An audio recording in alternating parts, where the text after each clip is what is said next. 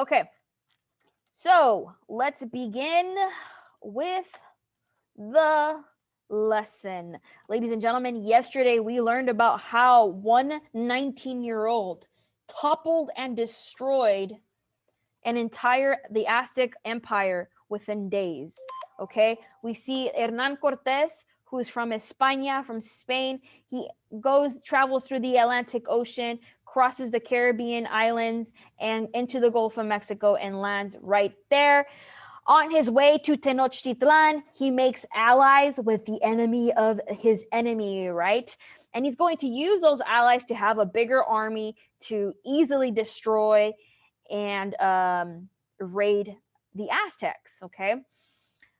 Before he does that, though, he wants to earn the trust. When he does meet Moctezuma, the emperor of the Aztecs, he wants to gain his trust, and eventually he does, because for one, he's being nice, he's not being threatening, and two, the Aztecs kind of think that he's a god, right? They had this prophecy that one day their god would arrive in a human form and he would have white skin, and they saw Hernan Cortés and they're like, hey, this guy might be the god that we've been expecting. Little did they know that this guy had a plan all along to completely destroy and dismantle their empire, okay? And that's exactly what happens. I'm going to use the color orange. What you see is Spain starts getting a little bit of land and it starts growing. Notice how my orange starts growing and growing and growing. And eventually, not just Hernan Cortés, but a lot of other people from España, from Spain, they start coming into the Americas and they start taking over a lot of land. That's why almost all of South America speaks Spanish, right? Because of the Spanish coming in and they're taking, so you're starting to see a lot of orange on my screen, right? All of this becomes colonies of the Spaniards. And if you guys notice right now, I'm covering some of the United States. That's because the land that you are currently sitting on literally used to belong to Mexico. All of this used to be Mexico. Right now where I'm standing used to be Mexico. If you guys were born right here, you guys would all be Mexican. The thing is, not too long ago, and this is something you're going to learn in 8th grade. In 8th grade, you're going to learn about the war between Mexico and the United States. And eventually the United States wins and takes a bunch of land. And that's when California then becomes the United States and it stops being a part of Mexico. Okay. But you'll learn about all of that. And it's honestly one of my favorite wars to learn about. So yeah, look at all this land. And I'm also forgetting Cuba and Puerto Rico, Dominican Republic. All of that land, all of that orange, all belongs now to Spain. Okay, Spain is right here. Okay, look at how much land they have taken control of. Okay, and Portugal sees this. Portugal is right here. I'm going to use the color dark red for them. Portugal sees this, and they also want to be a part of the action. So they start sailing down here. And that's why when you go to Brazil, I've never been to Brazil, but a lot of them speak Portuguese, right? Because the Portuguese came and conquered and took over all the Native Americans there, okay? Then France wants to be a part of the action. Let me use a different color for them. Let's use pink, okay? France wants to be a part of the action too. So they actually also sailed the Atlantic Ocean and they start taking over some of these countries right here who speak French today. There's also a ton of little islands in the Caribbean Sea that are also French. Louisiana, some of our own states also were a part of the French people. Also, I didn't cover Texas. Texas used to belong to Mexico as well, Texas, right? And then you get this other country that, right here, the United Kingdom. They also are seeing how France, Spain, Portugal, they're making money. They're colonizing America. They also want to be a part of the action. So they come over here. And what do they start with? With 13 colonies right here, which represent the 13 stripes of our flag, right? And you'll learn more about those colonies next year in 8th grade history because a lot of stuff goes down in those 13 colonies, okay? But what you're seeing here now is almost all of America is now dominated by Europeans. Think about all of the Native Americans that lived on that land, and now they're being wiped out because they're being turned into slaves. They're being tortured, or they're being forced to change their name, change your religion, become Christian, change your name, let go of your weird name, right? Now you have to be called, I don't know, whatever, right? But something comes out of this, and that's what we're going to learn about today, the Columbian exchange. I'm going to type that onto my screen right here, Columbian exchange. And you guys know what the word exchange means, right? If I give Natalie a tissue, exchange, and she gives me a pencil, that means we exchanged something, we traded something, right? And that's exactly what you start seeing here. For the first time ever, you start to see fruits, vegetables, and animals from the new world enter the old world. Okay. And you start seeing the opposite too. You start seeing animals, vegetables, fruits, foods from the old world come into the new world for the first time. Okay. And that's what we're going to look at today. What are some of the things that the new world gave to the old world? And what are some of the things that the old world gave to the new world? That's what we're going to be looking at today. Okay. So basically, yes, cadence trade. I'm going to clear all of this, and we're going to go to my slides that are also posted in the assignment where you have to turn that today's sentence in. What I want you guys to tell me right now is what are the right here on this side, this is new world, right? And over here is old. What right now in the chat, I want everyone to type right now.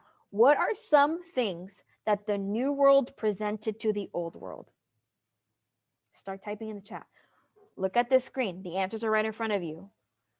Coffee? No, not coffee. Not coffee. Turkey. That's right, Emily. Turkey came from the new world, and we presented it to the old world. You're welcome, old world. Now you guys have a bigger chicken to eat, right? Someone said beans. That's right. Beans are from the old world, new world, sorry, from the new world, and we introduced it to the rest of the world, old world. You're welcome. Someone said sweet potatoes. Sweet potato candy is bomb, by the way. You're welcome, world. Someone said corn. That's right. We introduced that to the world. Tomatoes. Imagine a world without ketchup. You're welcome, world. We're welcome to the rest of the world, at least. Someone said cassava, which honestly, guys, I don't even really know what that is, but you're welcome, world. Peanuts we gave to the world. That's right. Potatoes. Remember, the Inca were really good at freeze drying them. And you know what's funny? Now, the Irish people and the Russian people, who are both a part of Europe, they love potatoes. And that's something, sometimes when people poke fun at them, they're like, you're eating a potato. And it's funny because that's not even originally from there. That came from the new world, and we presented potatoes to the old world, right? So we also presented pineapple, squash. I hate squash with a burning passion. But anyways, you're welcome, world. Avocados to the world, pumpkins to the world, vanilla. Imagine the old world without vanilla ice cream. Yeah, you're welcome, bro. Okay. Now, what are some of the things that the old world presented to the new world? Type it in the chat. What are some of the things that the old world presented to the new world? Grapes. Grape, by the way, fun fact about me, is my third favorite fruit. I love grapes with a burning passion. Okay. The biggest one that just like blows my mind is livestock, right? They brought to our world, imagine a Bakersfield without cattle, without sheep, without pig, without horses. Literally yesterday, Jackson was mentioning how he had a show pig tomorrow, right? A pig show tomorrow to go to. That's awesome. He wouldn't have that pig here in America if it weren't for the old world introducing that to us. Today is Taco Tuesday, ladies and gentlemen, and my favorite tacos are asada tacos. And imagine a world without beef. Thank you, old world. We appreciate you. Imagine tacos without onions. Thank you, old world. We appreciate you. Thank you. Imagine tacos without lemons or lime. Thank you, old world. We appreciate you. Other things they introduced to us is imagine a Bakersfield without coffee. They introduced coffee to us, okay? Starbucks has become a huge enormous business in the United States. And what if the old world never even introduced that to us, right? Tacos al buen pastor, yes. Other things are olive, right? I make all my food with olive oil, bananas. Most of us have a banana somewhere in our house. Bees, which no one knows this, but on Friday I got stung by a bee here at school and it sucked. But anyways, sugar. We wouldn't have candy here in America if it weren't for the sugar that the old world presented to us, right? Peaches and pears, turnips, grains, right? That includes rice, right? Oats, barley, wheat, cereals. We owe cereals to basically the old world. Thank you, old world. We owe turnips to the old world. Man. Yes. Now, something that I was ignoring in the chat was disease, and I'm going to mention disease right now. Ladies and gentlemen, they brought disease to us. Did we bring disease to them? Yes or no? We didn't. No. We did not. They should just take back their disease. Right. Like they brought smallpox, influenza, typhus, measles, malaria, whooping cough, all of the sexual diseases that you guys learned in Mr. Hawley's class a few weeks ago before Easter spring break. They brought all of those sexual diseases here too. The bubonic plague, they brought the DNA also as well to this side of the world too. And they brought all these diseases, and it's not like we can get rid of it now, right? Because people today are constantly flying back and forth in airplanes and ships. You don't do that anymore, right? So yeah, the whole world, I guess, owes disease to the old world, right? Thank you, old world, I guess, question mark, right? Now, all day in my class, I've been getting chats where I'm like, oh, I hate the old world. We don't like you, old world. We don't like them. I need you guys to remember that unless you know you're a Native American, we all have old world blood in our DNA. Like, I'm Latina, but if you guys notice, I'm light skinned myself, right? So that tells me that I do have some blood inside me that is from the old world, right? And I've asked my mom, because my mom, she's a very, very beautiful, beautiful, beautiful brown. And my dad is from Guatemala. He's Latino as well, but he's white. And I'm like, Dad, why? Because my brother, same mom, same dad, by the way. My brother, he's brown. I'm whiter than him. And people never believe that we're related. So I'm asking my mom and dad, I'm like, wait, where does the white come from, right? And they're like, well, your great, great, great grandpa actually is from Germany, right? And I'm like, whoa, that's crazy. So a lot of you guys have some blood, especially obviously if you're white today, you have European blood inside you for sure. But if you're Hispanic or Latino, I wouldn't be surprised if some of you guys also have European blood, because when Hernan Cortés comes into Mexico and takes over the Aztecs, or when Francisco Pizarro goes into Peru and takes over the Inca, a lot of the men start marrying Native American women and they start having babies together. So a lot of people are mestizos, which means you're a mix of Native American and European, right? That's why in Mexico, not everyone is brown. There's some people that are really light skinned too, right? And yeah, I'm trying to see the chat. I'm trying to catch up with the chat because the chat is going crazy right now. So yeah, some of you guys have Native American family. That's awesome, right? And that means that your Native American family, they have tried to just keep the Native American blood pure, right? But sometimes some Native Americans start marrying people with blood from Europe or blood from Africa or blood from Asia or blood from Australia, right? They brought us diabetes. Yes, diabetes is also a big thing because of sugar. Thank you. My mom's side is from Britain. My dad's side is from Ireland. Yes, even though we're in America, a lot of our ancestors are from Europe or Africa or Asia. I'm trying to read everyone's. Someone said, let's give the old world COVID-19. Guess what? They already have it. We're in a whole world pandemic. That's why we're at home right now. The old world, the COVID-19 started in the old world. Exactly. They keep just giving us diseases. Right. Now, I do want to mention something too.